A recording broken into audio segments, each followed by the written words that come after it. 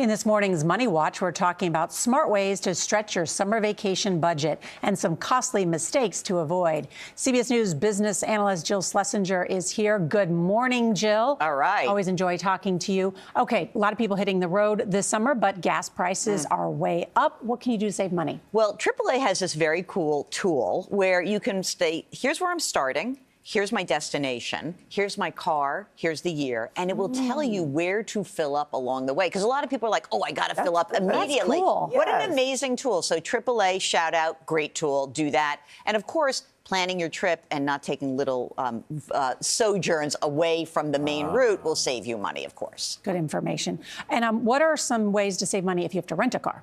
Well, renting has always been a problematic experience because you go there to the desk and they're like, do you want the insurance? And you're sort of inclined to be like, of course I want the insurance, but probably you don't need it, right. Especially if you have car insurance. A lot of credit cards offer car insurance. Renting a car is still expensive. It's come down from the pandemic era, but it is really good to think about the insurance piece. And then also you should check with some of the big clubs like BJ's, and you think that like you could go to Costco, and a lot of the AARP and AAA, they have great rental ability here to defray some of the costs. It's not going to be cheap, but maybe if you shave 5 or 10% off, great.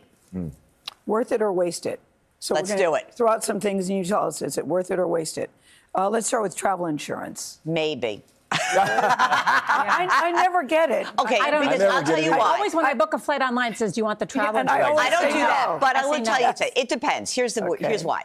You have a medical condition yourself, you might want to do it. You have an aging parent, you may want to do it. Because if you're piling in lots of money, it may, but for most people, probably you're going to be able to recycle some of the dollars you've spent into a rebooking afterwards. Also, because we travel so much, we can just use the credit. Right, that is exactly. true. That is You true. don't travel a lot. Yes. What about converting your currency if you're traveling internationally? I always do that. I know it's good to do it before, but a lot of places you're traveling to, you may need a long lead time.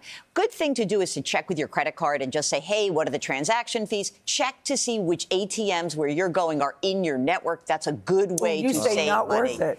I don't think it's generally worth it because I think it's a pain in the neck. But if you have the time, great. But I never plan that far in advance. And then I get there and use a credit card anyway. Exactly. Right. And then you're stuck with the currency. But you'll go back, hopefully. Yes. What about dipping into your emergency fund or selling stock to go on a vacation? Does anyone think Nora's judging this? I think you are. I mean, okay, wait a second. If your emergency fund is more than 12 months of your living expenses, yeah, you can spend it.